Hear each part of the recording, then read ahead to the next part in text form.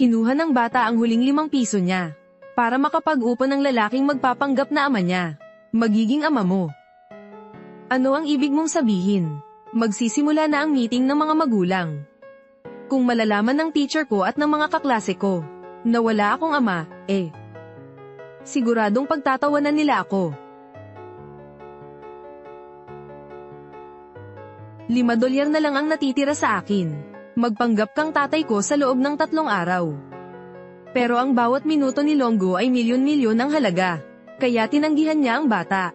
Pakiusap po, tito. Tulungan niyo po ako.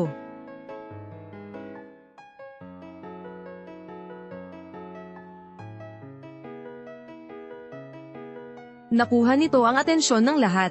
Akala nila, irresponsible si Longo bilang ama. Kaya pumayag na lang si Longo. 3 araw lang naman. Pagkatapos, iniuwi niya ang bata. Nakita niya ang kalat na bahay. At napagtanto niyang mahirap ang buhay ng bata. Bigla niyang naapakan ng isang bote. Umunat ang noo ni Longo. Masyado nang maliit ang bahay na ito. Ang dami naman itong bote. Hindi ko maintindihan kung paano ka nakatira. Hindi naman. Ang mga bote na ito ay pwedeng ipagbili. Dahil dito, nakakakain si Mimi. Kung ayaw mo naman, sisimulan ko nang ligpitin lahat to. Huwag ka nang magulo. Dahil hindi pa naranasan ni Longo ang kahirapan, kaya hindi niya maintindihan.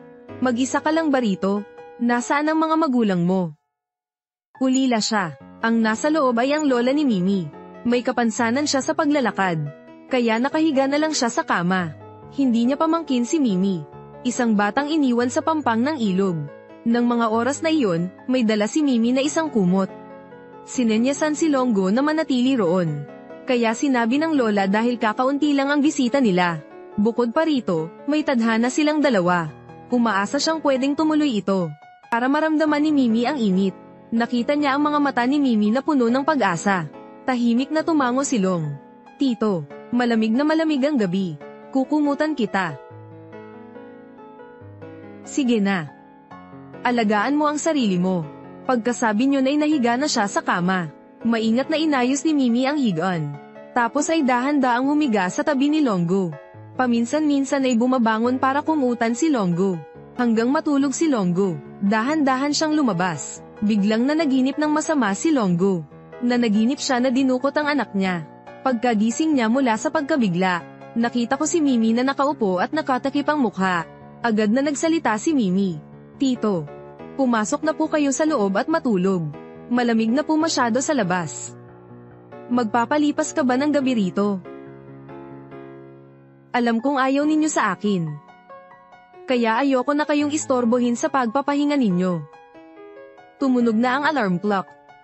Agad na tumakbo si Mimi. Oras na pala ng pag-ipon niya ng mga bote. Ngunit nabiuli siya ngayong araw na ito. Inihagis pala yon ng masamang tao ang bote. Habang kinukuha iyon ni Mimi, isang nawawalang kontrol na sasakyan ang bumangga. Nang mga sandaling iyon, tumakbo si Longo at nailigtas si Mimi. Pasensya na po, tito. Nababagabag ko po kayo. Ang dahilan kung bakit kita iniligtas. Kailangan kong magpanggap na tatay mo sa loob ng 3 araw. Kung may problema ka man, responsibilidad ko iyon. Pagkarinig ni Mimi, masayang-masaya siyang naisip. Sa wakas, may ama na rin siya. Pero 3 araw lang ang binigay ni Longo para pumunta sa meeting ng mga magulang. At maghihiwalay na silang dalawa. Pagkatapos, nag-order si Longo ng inihaw. Pero napakmahal naman daw iyon para kay Mimi. Para makatipid para kay Longo. Nagsinungaling siyang busog na siya. Dinala kita rito, dahil gutom na ako. Tito, pag nakaipon na po ako ng maraming pera, babawi po ako sa inyo. Tito, kumain na rin po kayo. Huwag kang mag-alala. Hindi na tayo magkikita ulit. Nalungkot si Mimi at tumakbo palayo. Pero may dala namang isang lalagyan ng pagkain. Para pala sa lola niya. Nalulungkot na tinitignan ni Lola ang pagkain ni Mimi. Sinubukang kumain ng konti, at sinabing masakit ang ngipin. Iniabot kay Mimi ang natitirang pagkain. Pero binigay naman ni Mimi kay Longo ang inihaw na karne. Ang bait naman ni Mimi. Nainis si Longo. Tumalikod siya. Bumalik siya sa kama. Pero hindi makatulog. At naalala niya ang mga sinabi ni Mimi. Ang tatay ay parang bundok. Sa mga panahon ng kagipitan, poprotektahan niya si Mimi. Napakaganda. Sa wakas, may ama na rin si Mimi. Marahil ay naalala ni Longo ang nawawalang anak. Tumayo siya at kinumutan si Mimi. Kinaumagahan, naabutan na naman niya si Mimi sa may malaking pinto. Nanginginig sa lamig. Dahil pala sa takot na maistorbo si Longo. Lumabas si Mimi. Sobrang nasaktan si Longo. Galit na galit niyang sabi, "Mahalaga ang kalusugan. Paano ka makakapag-aral kung may sakit ka?"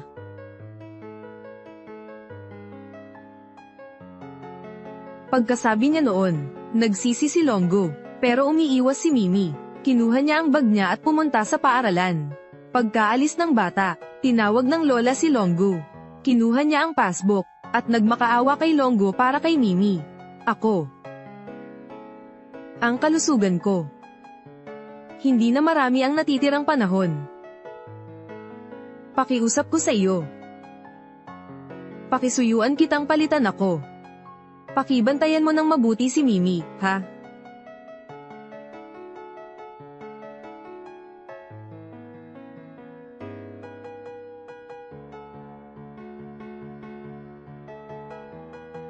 Pagkatapos kong kumalma, tatawagan ni Longo ang sekretarya at ipaghanda ang libing ng lola ko. Pag-uwi ni Mimi, wala na ang lola niya. Pinigilan ni Longo ang kanyang sakit. Nagsinungaling na nasa ospital na ang lola. "Hintayin mong makarating si Mimi sa 100 puntos. Uuwi ang lola para dalawin ka. Hindi na ba ako kailangan ni lola?" Hindi kanya iiwan. Sumama na siya sa isang napakalayong lugar. Pero kailangan pa rin ni Mimi kumita ng pera para makabili ng malaking bahay para sa lola ko. "Pinapasabi po ng lola ko sa inyo. Dapat kang kumain ng maayos. At dapat kang mabuhay ng mabuti. Lumaki ka at maging isang taong kapaki-pakinabang sa lipunan." Magiging masaya na ang lola ko. Nung mga oras na iyon, tumawag ang sekretarya. At nagsabi na, nakapagpadala na po ng resulta ng medical check-up. Ibig sabihin, malapit nang makita ni Longo ang anak niya. "Tito Jiang, saan po kayo pupunta?" "Parents meeting ng anak mo. Hindi na po ako makakadalaw. May napakahalagang bagay po akong aasikasuhin." "Tito Jiang, nasabi ko na. May mas mahalaga akong gagawin."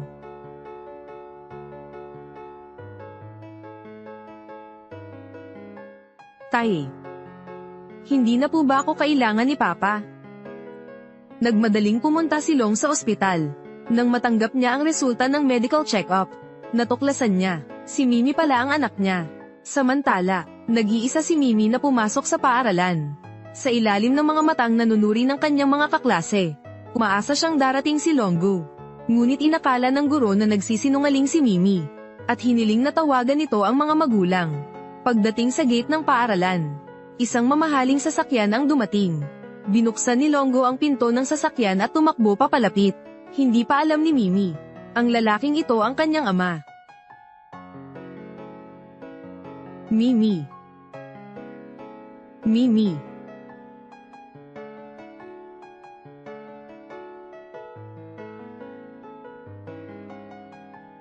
"Hello mga magulang.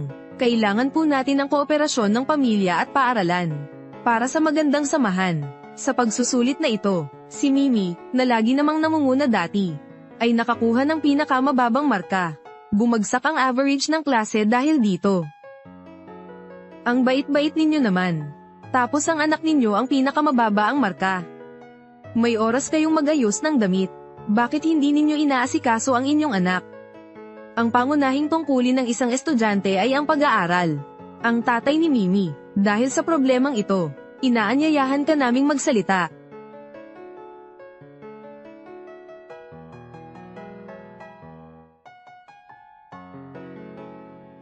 "Ako. Tito Jiang. Pakiusap ko po sa inyo, isa lang. Tulungan ninyo po si Mimi. Kahit konti lang.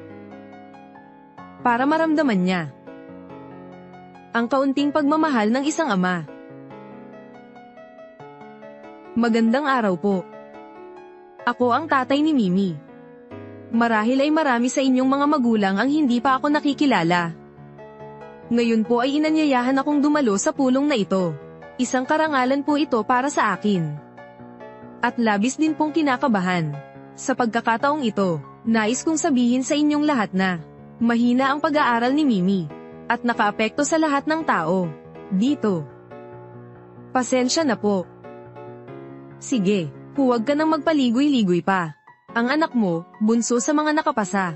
Napahamak ang buong klase, dahil ikaw ay isang iresponsableng ama.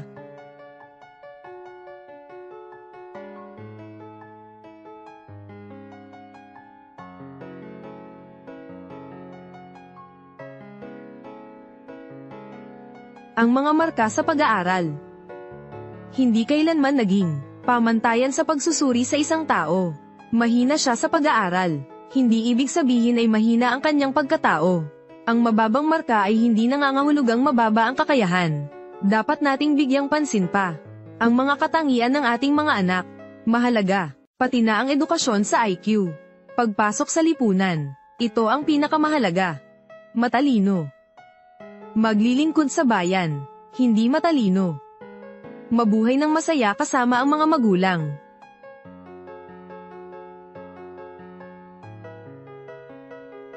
Kung siya nga ang tunay kong ama. Ganon sana kadali. Iyon. Sa totoo lang, ako, naiintindihan ko na. Nakikita ko na. Ang bagay na ito. Namatay na ang lola niya. Malaki ang epekto nito kay Mimi.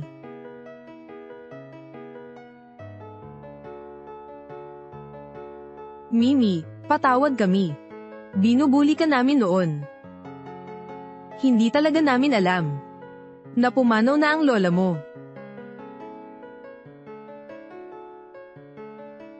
Salamat sa inyo. Pero hindi naman ako binibigyan ng lola ko ng candy. Masama ito sa ngipin.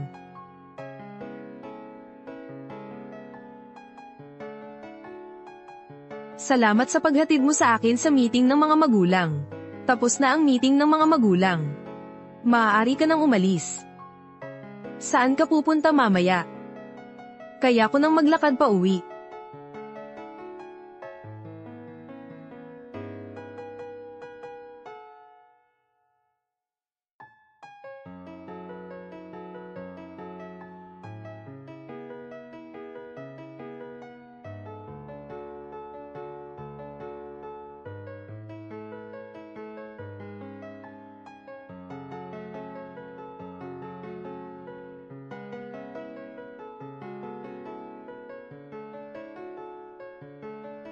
Umuwi ka na muna. Ayusin mo na ang mga gamit. Sasanduan kita.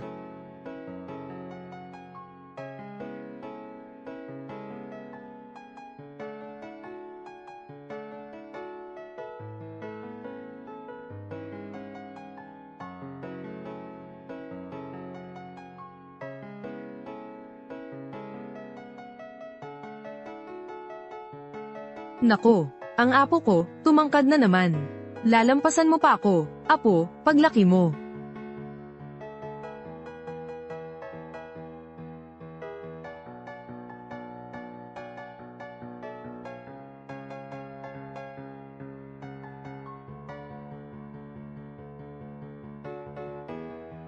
Sarap. Ang sarap-sarap nito. Pinakamasarap na nakain ko na. Di ko kaya ubusin lahat. Iwanan na lang natin to kay Mimi. Lola.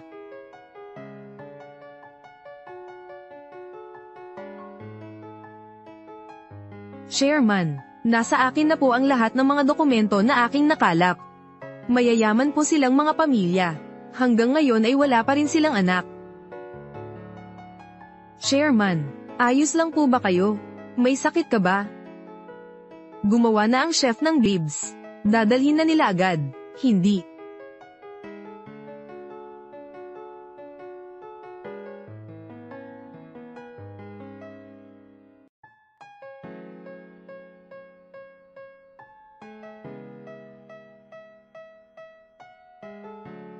Tito, kumain na po kayo ng mabilis.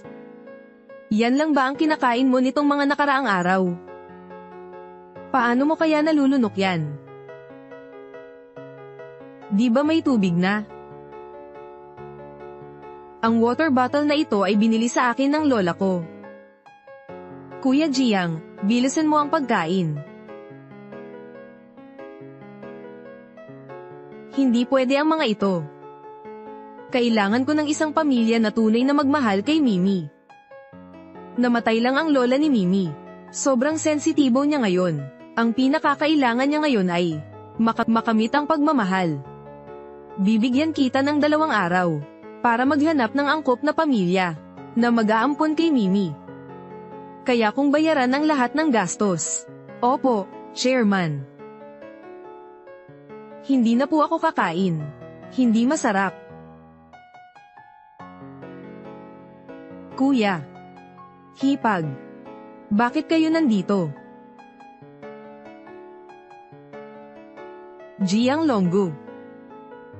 Pakiusap ko po, tulungan niyo po ang anak ko. May leukemia si Finfin, 800,000 dolyar ang gastusin sa operasyon.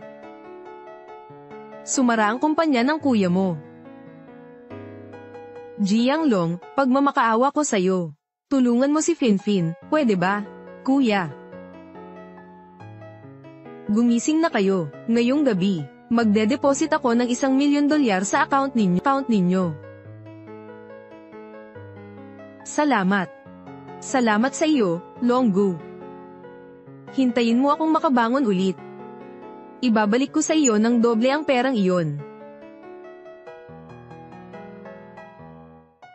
Kung gayon, mauna na tayo. Oo nga pala. Kuya. Hipag. Ako, naghahanap ako ng pamilyang mag-aampon. Kawawa naman ang bata, hindi rin ako mapapanatag kung ibibigay ko siya sa iba. Kung kayong 2 ang mag-aampon sa kanya, babayaran ko ang lahat ng gastusin ninyo.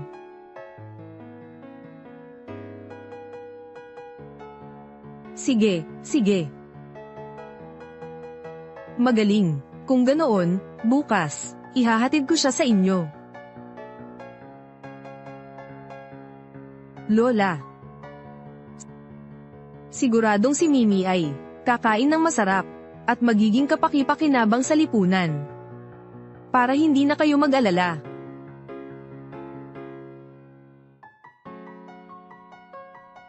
Ang lamig, tandaan mong magdamit ng maayos. Dapat kong tandaan na inumin ang gamot ko sa tamang oras.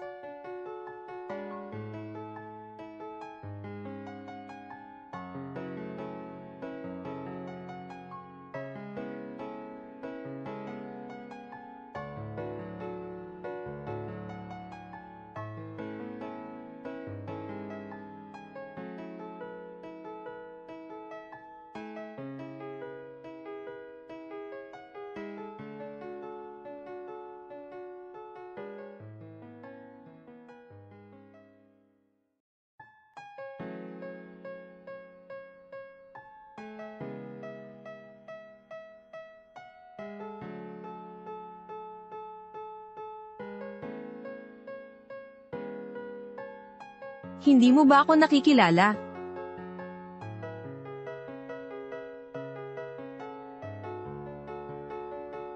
Ihahatid kita sa isang lugar.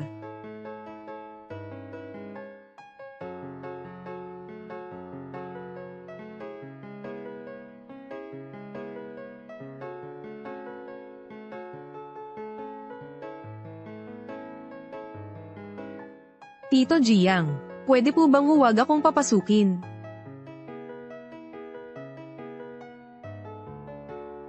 Mimi, madalas kitang dadalawin.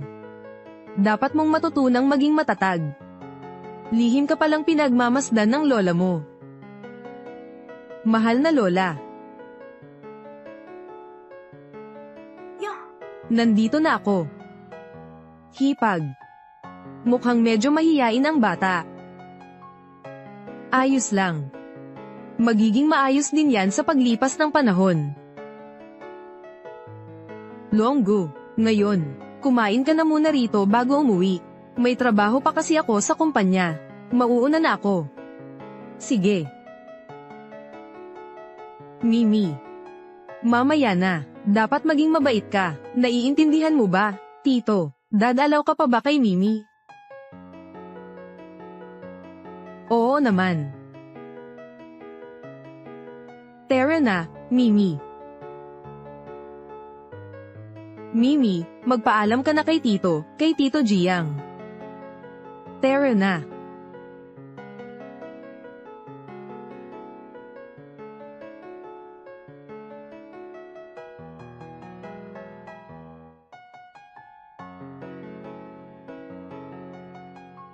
Mimi, gutom ka na ba? Ang tamang-tama, luto na ang kanin. Sabi mo nga gutom ka na eh. Bakit mo yakap-yakap yung mga gamit na itatapon? Ibigay mo sa akin. Hindi ito mga basura. Mga damit ito ni Lola. Wala na si Lola.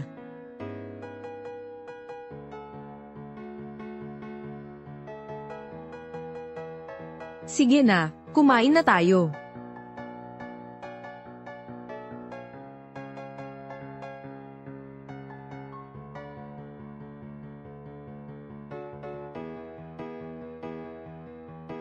Mimi.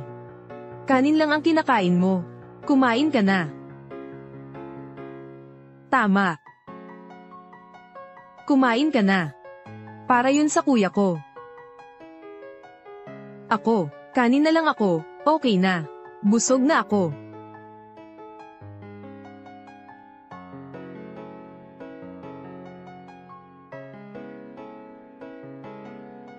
Dr. Lam. Noong nakaraan, nakarating kami sa isang elementarya. Ang bone marrow ng isang bata roon ay tugma sa bone marrow ng anak mo. Kung maaari nating maayos ang lahat, maisasalba si Finfin.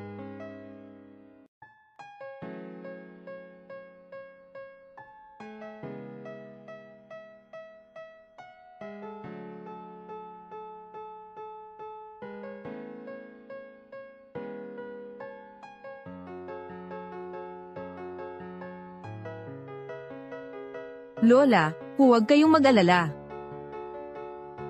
Mababait sa akin sina Tito at Tita. Ngayon, may tahanan na si Mimi.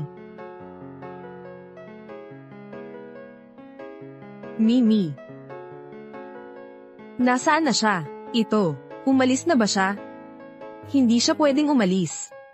Kung umalis na siya, anong gagawin natin sa sakit ni Fanfan? Malapit na siyang magpa-transplant ng bone marrow. Ilang araw na lang, kahit na ano paman. Kailangan nating mahanap si Mimi. Sige, bilisan natin, hanapin natin siya.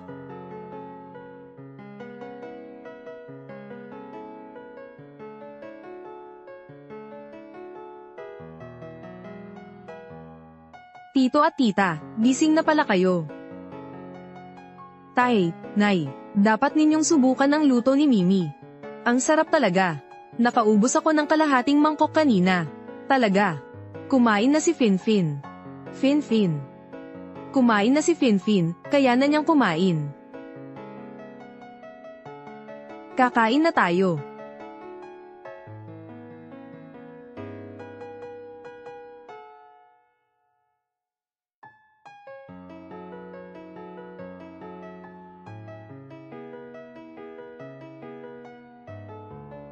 Mahal ko.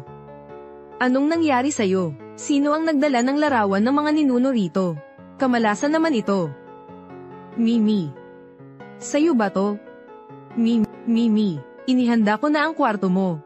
Ayaw mo na naman doon. Ilang beses ko na bang sinabi? Bakit mo naman dinala itong malas na gamit na ito? Sa sala. Hindi naman sa ganun. Natatakot kasi ako. Madudumihan nito ang malinis na kama. Kung ayaw ninyo sa akin ni na Tito at Tita. Kung gayon, aalis na ako ngayon. Sino ba naman ang gustong magkaroon niyan? Bakit mo pa ito tinatago sa bahay? Sabi ko naman sa'yo itapon mo na yan. Pakiusap ko lang sa inyo. Larawan po yan ng lola ko. Huwag nyo na po sanang itapon. Bakit naman hindi? Hindi ang bahay ko'y tapunan ng basura. Wala na ang lola mo. Bakit mo pa yan tinatago? Hindi ka ba natatakot na managinip ng masama? Sinasabi ko sa'yo, itapon mo na yan. Kundi, ako na ang magtatapon yan. Tita. Ito na lang ang naiwan sa akin ni Lola. Alaala ito, si Lola ang nagpalaki sa akin. Pagmamahal ni Lola. Habang buhay ko itong hindi makakalimutan. Marunong akong magluto si Mimi. Kaya kung maglinis ng bahay, basta mapanatili ko lang ang mga gamit ni Lola. Ano man ang gusto ninyong ipagawa sa akin. Isang batang tulad mo.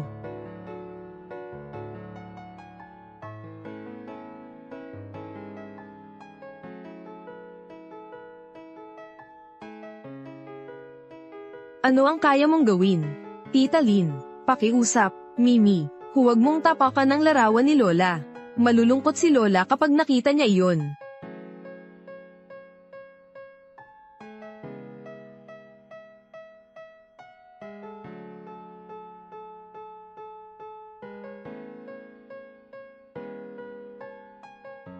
Mimi, gusto mo bang itago ang malas na litratong ito? Sige. Pero, may kondisyon akong hinihingi sa iyo.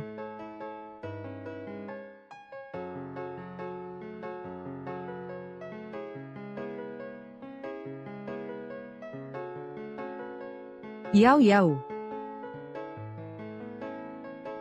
Direktor Jiang, hindi niyo pa po pala ito pinipirmahan.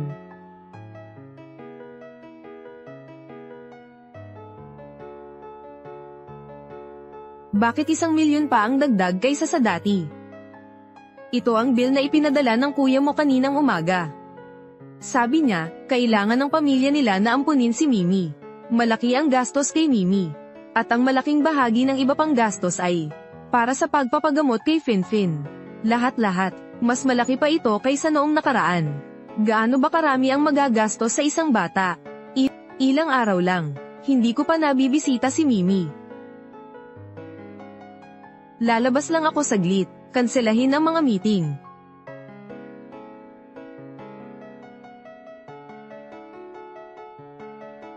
Samin.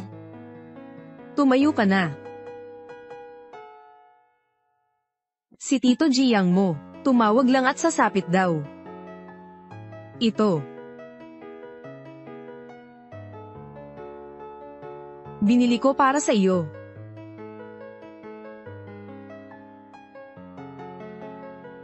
Magsinungaling ka man lang.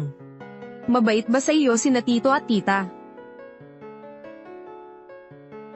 Mimi. Kung hindi kayo mabait sa akin, darating si Tito Jiang mamaya. Isusumbong mo siya, di ba? Paano naman mangyayari iyon? Hindi lang tinago ni Tita Lynn ang mga gamit ni Lola. Bumili ka pa nga ng bagong sapatos at damit para sa akin. Mimi. Ang sitwasyon sa bahay ni na Tita. Alam ko po. Marami na po ang nagastos namin para sa iyo. Sobrang dami, kaya...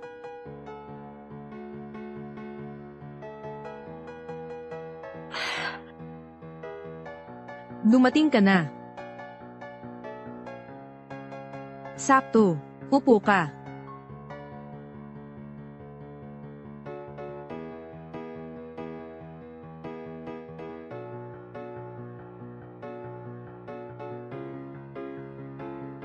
Kumain ka na. Mimi. Kumain ka pa ng kaunti. Parang pamayat ka ng husto. Ilang araw lang tayong hindi nagkita. Ayos lang ako. Araw-araw naman, puro masasarap na isda at karne ang kinakain ni Mimi. Wala namang kulang sa kanya. Hula ko, si Mimi, siguro. Napakamiss ko na po sa lola ko. Oo nga po.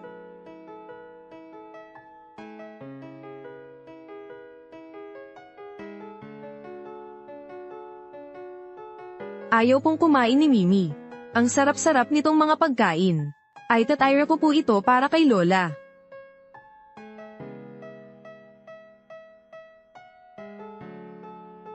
Ang batang ito, napakamasunurin. Mimi, Halika rito. Samahan mo ako.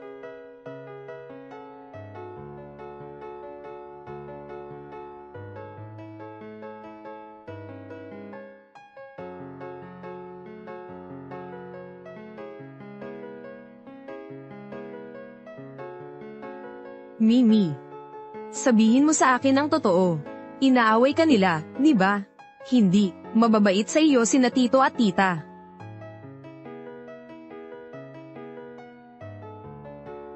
Kasalanan mo ito dahil sa kapabayaan mo. Tito Jiang, pwede na po ba akong umuwi? Nandito ka. Hindi ka ba masaya? Mimi, ang sitwasyon sa bahay ni tita. Alam mo naman yun. Kailangan ka naming buhayin. Mahal yun. Hindi ganoon, pero nakikita ko lang, na hindi maganda ang kalagayan ng pamilya ni Tita Lynn. Araw-araw, malaki ang nagagastos nila sa akin. At napakaraming pera rin. Sa tingin ko, para sa kanila, ako. Isa akong pasanin.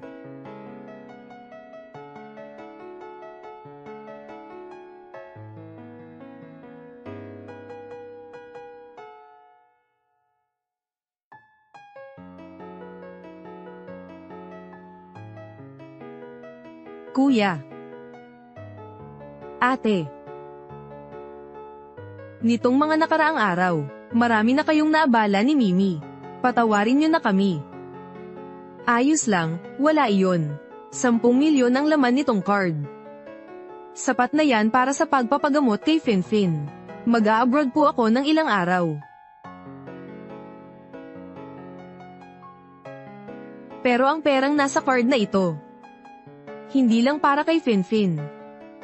Alam ko malaki ang gastos. Pero gusto ko, sa susunod na punta ko, kayong dalawa ay, naiintindihan ko na, huwag kayong mag-alala. Ipagkatiwala mo na lang sa amin si Mimi. Ako at ang hipag mo. Tiyak na hindi namin siya papabayaan. Huwag kang masyadong mag-alala, tama si Longgo.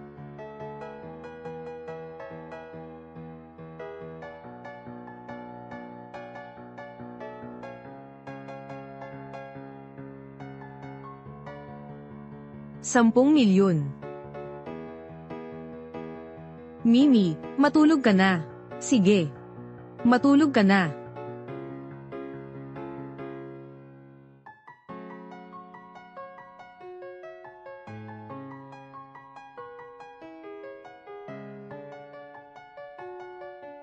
Dilin.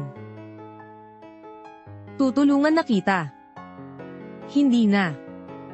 Kaya ko na ito. Teka lang. Opo.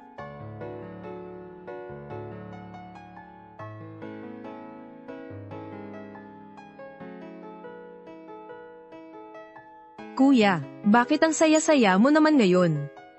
Sabi ni Mama, may natagpuan na ang lunas sa leukemia ko.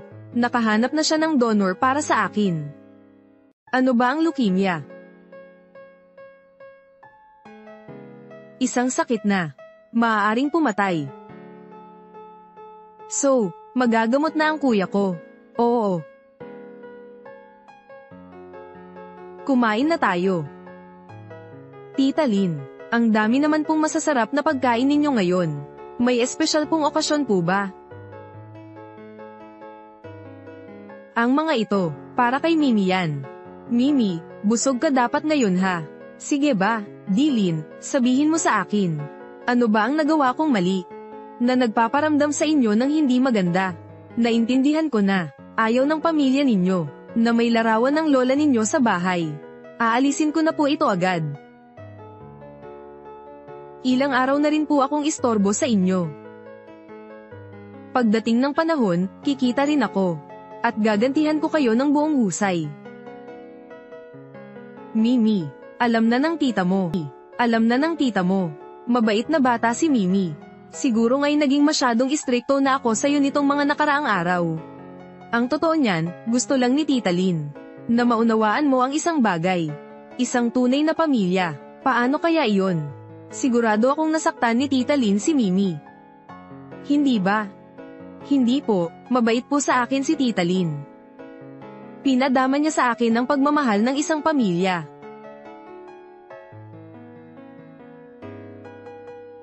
Sasabihin ko ang totoo kay Mimi. Ang kuya mong si Finfin. May leukemia siya.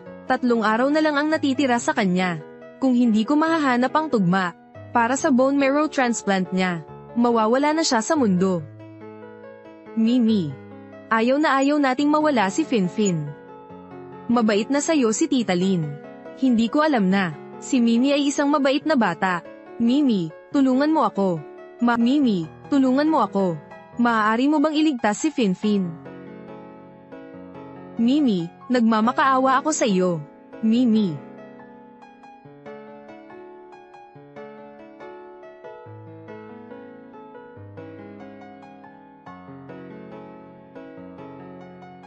Dr. Lam, ang handang mag-donate ng bone marrow kay Finfin. Nahanap na namin, kaya na naming gawin ang bone marrow test. Ginang Lin, ang kalagayan ninyo ng loob. Naiintindihan ko po, pero kailangan ko po ng pahintulot ng inyong guardian. Dati pa, sinabi ninyo sa amin, kailangan lang nating maghanap ng kusang magdodonate ng bone marrow. Maaari nang simulan ng operasyon agad. Konti na lang ang oras ni Finfin, pero kailangan kong sundin ang tamang proseso. Naiintindihan ko na, mga manloloko silang lahat. Mimi, pakiusap, Tita Lynn. Hindi ko talaga kayang mawala si Finfin. Tulungan mo si Tita Lynn, pwede ba? Sabi noon ni Lola, dapat magpasalamat ang isang tao. Panahon ko na ngayon. Panahon ko nang suklian ang kabutihan nila. Tito Doktor, huwag na po kayong magdalawang isip. Kayo po ang guardian namin. Kusang loob po akong magdodonate ng bone marrow. Pakischedule po sana ang operasyon. Nagsimula na po ba ang operasyon? Inihahanda na po. Pero, habang tinitingnan, natuklasan po namin na ang blood type ni Mimi at ni Mr. Jiang ay magkapareho. Ano iyon? Hindi ba kayo nagkakamali? Napakabihira ng blood type ni Mr. Jiang. Sinuri na ba ninyo ng mabuti ang bata? Ulila si Mimi. Nakikitira siya sa kanyang lola. Dahil sa sobrang kahirapan noon, madalas siyang hindi nasusurihan ng kalusugan.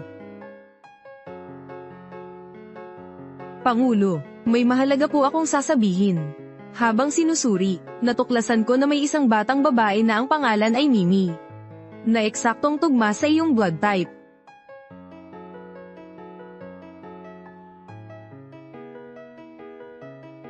Doktora Lam, maayos po ba ang operasyon? Wala pong problema ang anak ko, di ba? Tinanggihan namin ang kahilingan. Maaaring may kaugnayan ng batang ito kay Mr. Jiang. Hindi ito magagawa. Nasa ospital kayo ng mga Jiang. Pananagutan ninyo ang pagliligtas sa kanya. Kanina ninyo pa ito kinakansela. Ano ba talaga ang gusto ninyong sabihin? Alam mo ba kung gaano katagal na akong naghihintay? Nakahanap na ng tagmang bone marrow. Tapos ngayon sasabihin mong hindi mo itutuloy. Kasalanan ko po ito, sir. Ang operasyong ito, hindi ko kaya. Sasabihin ko sa iyo, si Longgo ay kapatid ko. Si Finfin ay pamangkin niya. Iniuutos ko sa iyo, gamitin ang pinakamataas na pamantayan. Tapusin mo ang operasyong ito. Huling beses ko nang tinatanong sa iyo, kaya mo ba o hindi? Hindi ko kaya, hayop ka. Hindi mo kaya, may iba namang kaya, Dr. Zhang. Ginang Lin. Umalis ka. May kaugnayan sina Mimi at Chairman Jiang. Kung gagawin mo yan ay magiging pagsuway yan sa kanya. Manahimik ka, kung ayaw mong mawalan ng trabaho. Umalis ka na rito. Kung hindi, sasaktan kita.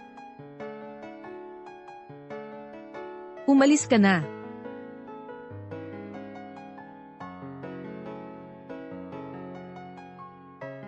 Dr. Zhang, iyon, napagod na ang doktor. Ipinagkatiwala ko sa iyo ang anak ko. Sige.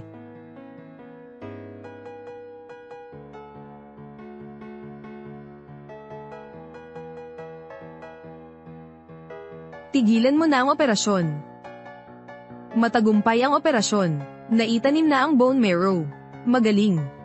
Kumusta naman si Mimi, ang puso ng bata?